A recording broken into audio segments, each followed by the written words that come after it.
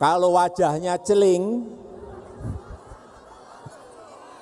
bersih, tidak ada kerutan di wajahnya, hati-hati. Lihat juga, lihat rambutnya. Wah, kalau rambutnya putih semua, nah ini mikir rakyat ini.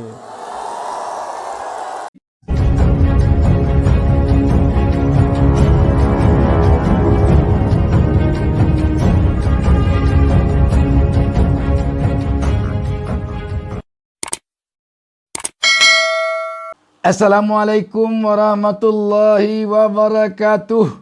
Senang sekali pada hari Minggu yang cerah ini kita dapat berjumpa kembali dengan penuh semangat. Saya mendoakan kepada Allah Subhanahu wa taala, Tuhan Yang Maha Esa, semoga seluruh pemirsa selalu diberikan keberkahan hidup oleh Allah Subhanahu wa taala bersama keluarga tercinta. Semoga kita juga diberinya petunjuk ke jalan yang benar. Sahabat BN, seperti tampak pada layar ini, Bapak Presiden Joko Widodo kemarin hari Sabtu berpidato dengan penuh semangat di depan relawannya di Gelora Bung Karno dengan acara Nusantara Bersatu.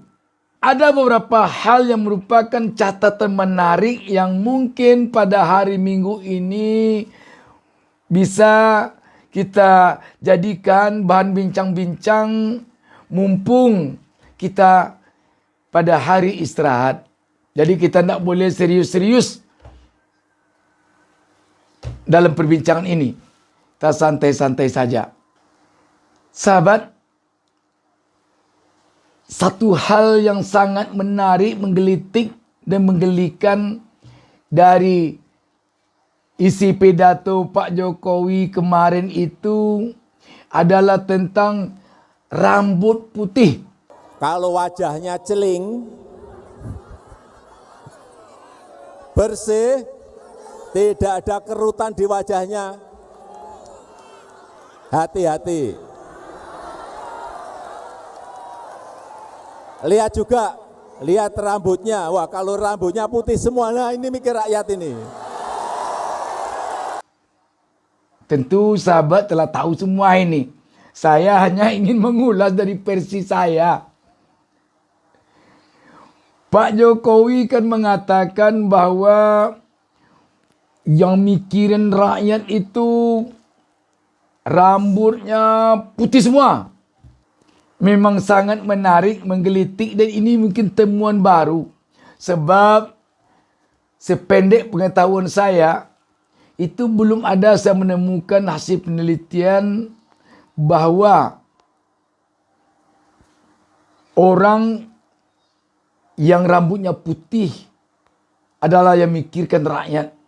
Atau orang yang memikirkan rakyat itu adalah rambutnya putih. Semua. Sebab sebanyak yang kita ketahui, para pemimpin-pemimpin bangsa, terutama bangsa-bangsa besar, itu tidak semuanya rambutnya putih. Kita tahu bahwa Barack Obama, pemimpin besar, mantan presiden Amerika, rambutnya hitam. Nelson Mandela, pemimpin fenomenal, rambutnya hitam. Presiden Republik Indonesia dari Bung Karno sampai ke Pak Jokowi sendiri, rambutnya hitam. Yang ada rambut putihnya, kalau kita tidak keliru, Pak Harto. Pak Harto itu rambutnya putih adalah terkala dia di saat-saat dia akan jatuh. Baru rambutnya putih. Kalau sebelumnya, dia rambutnya hitam juga. Setelah itu ada lagi keningnya yang berkerut. Itu yang mikir ke rakyat. Kalau keningnya celing katanya. Mungkin celing itu artinya, kalau saya mengartikannya ini mudah-mudahan tidak salah saya artikan, itu bersih. Malah selama ini kemungkinan besar banyak orang beranggapan orang yang keningnya tidak banyak kerutnya, orang yang wajahnya bersih. Itulah yang dilambangkan dengan hatinya yang bersih, yang jujur, yang tidak pembohong. Tetapi Pak Jokowi malah mengatakan kemarin itu yang keningnya berkerut. Malah dia katakan kalau wajahnya, mukanya itu celeng, itu hati-hati gitu. Ini temuan baru lagi. Jadi ini memang menggelitik apa yang disampaikan oleh Pak Jokowi ini. Tapi kemungkinan Pak Jokowi secara tidak langsung ingin menyampaikan pesan politiknya bahwa yang rambut putih itu maksudnya Ganjar Pranowo. Ini kita hanya menafsir-nafsirkan jantai itu tidak pasti ini. Tentu Pak Jokowi yang paling tahu. Tapi banyak atau ada kemungkinan yang menafsirkan yang dimaksudkan rambut putih oleh Pak Jokowi itu Ganjar Pranowo. Kalau itu dalam segi ditinjau dari sisi politik, tentu Pak Jokowi menyampaikan kepada pengunjung yang hadir di Gelora Bung Karno kemarin bahwa pilihannya adalah Ganjar Pranowo. Kalau demikian tentu kita bertanya lagi bagaimana dengan Prabowo. Prabowo kan rambutnya hitam. Padahal pada acara ulang tahun Perindo baru lalu, Pak Jokowi telah mengatakan bahwa setelah dia nanti kelihatannya ini jatahnya Pak Prabowo. Kok sekarang arahnya ke si rambut putih? Ini gawat ini. Kalau diarahkan kepada Puan Maharani, tidak juga rambut Puan hitam. Kalau diarahkan kepada Erlangga Hartarto, tidak juga rambutnya hitam. Yang putih di antara tokoh-tokoh yang selama ini disebut-sebut didukung Pak Jokowi hanya Ganjar Pranowo. Kalau demikian, kita tentu sedih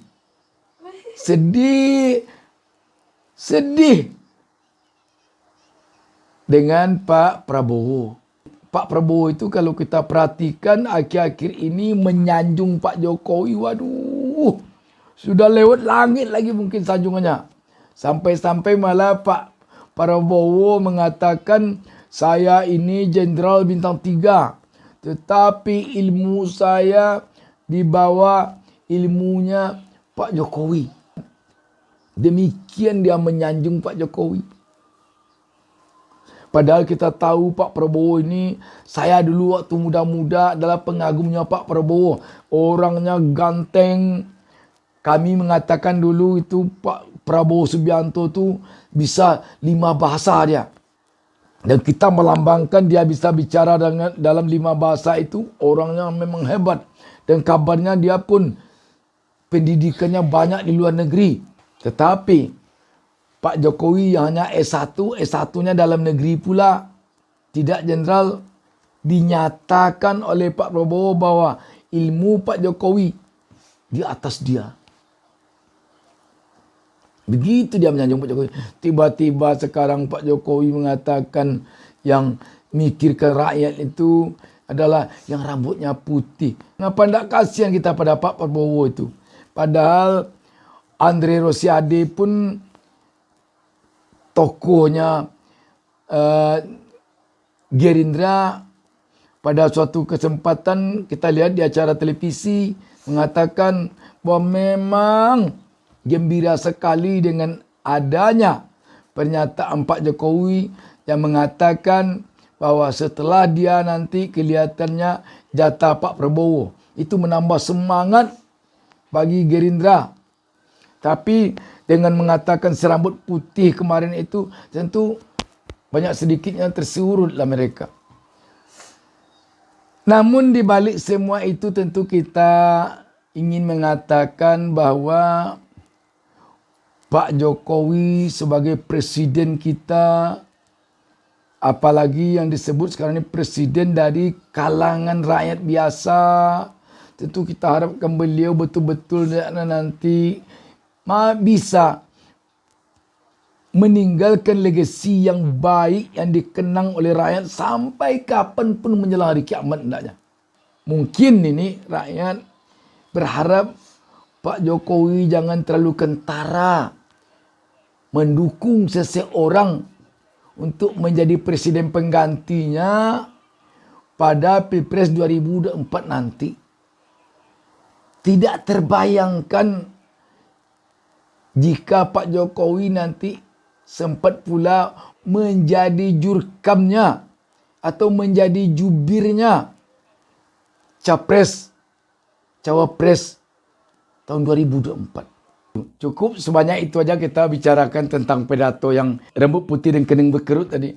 Sekarang kita tinggalkan itu, kita lihat lagi yang lain dari acara kemarin. Kita melihat ini, mohon maaf, panitia atau relawan yang mengumpulkan masa itu kelihatannya mungkin ada kelupaan atau ada gemananya. Itu kok masa sampai ada yang mengatakan, yang bicara kepada media, dia dibayar 100.000, diberi makan 3 kali. Harusnya itu tidak perlu disebut, sebab kalau itu disebutkan ke publik, konotasinya nanti akan lain. Jadi sepertinya acara ini bukan acara yang benar-benar keluar dari hati rakyat untuk bertemu dengan Bapak Jokowi, mendengarkan apa pesan Pak Jokowi. Tapi karena dibayar, karena dikasih makan, juga mobil disewakan, disediakan mobilnya, 300 mobil. Itu dari berbagai daerah. Dan satu hal lagi yang kelihatannya agak fatal juga, ada malah yang berkembang isu di sana.